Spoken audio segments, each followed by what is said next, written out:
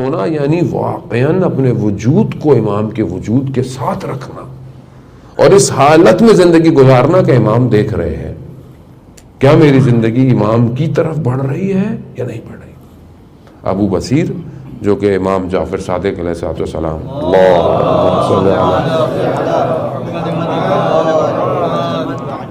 امام کا صحابی ہے، کوفہ میں رہتا ہے، امام مدینہ میں رہتے ہیں.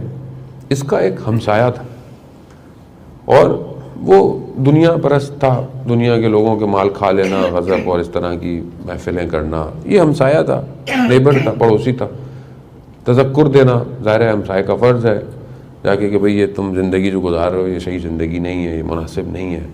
بہرحال وہ بھی ہمسایہ ہونے کی وجہ سے خیال کرتا تھا، کچھ کہتا نہیں تھا.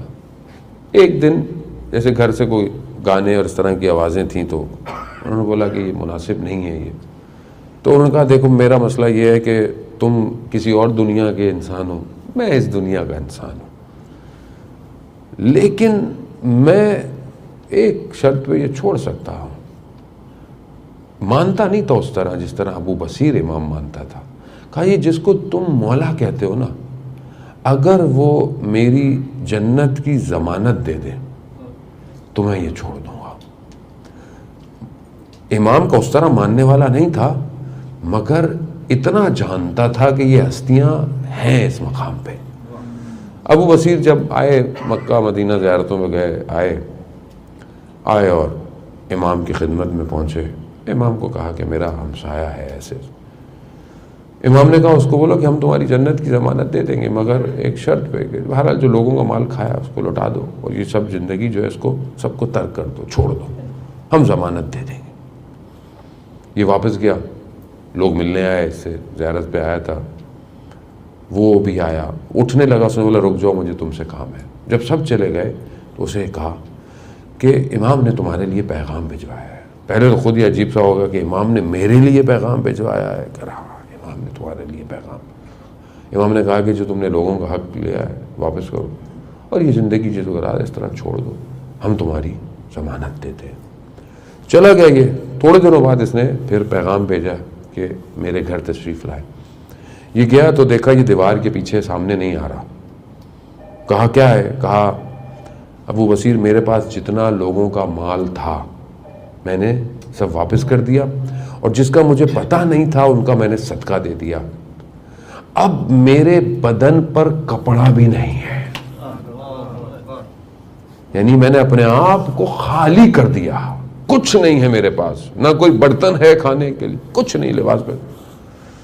تو ابو بصیر نے کچھ لوگوں کو بول کر اس کو لباس پہنچوایا، چیزیں دی.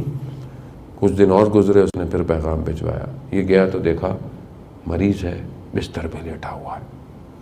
اور آخری ایسے انسان کے ایام ہوتے ہیں، ہوش میں آتا ہے تھوڑی دیر، پھر بے ہوش ہو جاتا ہے، پھر ہوش میں آتا ہے.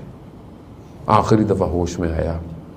کہا ابو بصیر تمہارے مولا نے جو کہا تھا وہ کر کے دکھایا. اور پھر آنکھ بند ہوتی ہے تو بس پھر دنیا سے گزر جاتا ہے.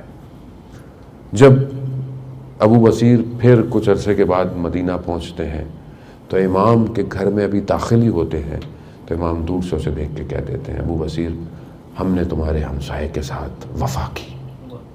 عزیزان محترم، ہم جو دنیا گزار رہے ہیں اور ہم جو سمجھتے ہیں اور اتنی جو محنت کرتے ہیں اس دنیا کے لیے، اس دنیا کے معاملات کے لیے، تعلقات کے لیے، ریلیشن شپس کے لیے، اکاؤنٹ کے لیے، ایک پلاٹ کے لیے، اس پہ بنائی ہوئی عمارت کے لیے، سب جو بھی ہے بہرحال اس کے لیے جتنی ہماری انرجی لگتی ہے یہ سب کچھ ایک لمحے میں بند ہو جائے گا، سب سمٹ جائے گا. کچھ نہیں رہنے والا اس دنیا کا. کچھ بھی آپ کر لیں، سونے کی بلڈنگیں بنا لیں، سب رکھ لیں، سب ختم ہو جائے گا ایک دن، کچھ بھی نہیں رہے گا. کیا لے کے جائیں گے؟ کیا ہے میرے پاس جو میں لے کے اتروں قبر کے اندر؟ وہ بھی نصیب ہوئی تو وہاں کیا ہوگا میرے پاس؟ اور جس کو ہم اتنا سمجھتے ہیں یہ سب روئی کی گالوں کی طرح قرآن کہہ رہا ہے یہ سب اڑ جائے گا.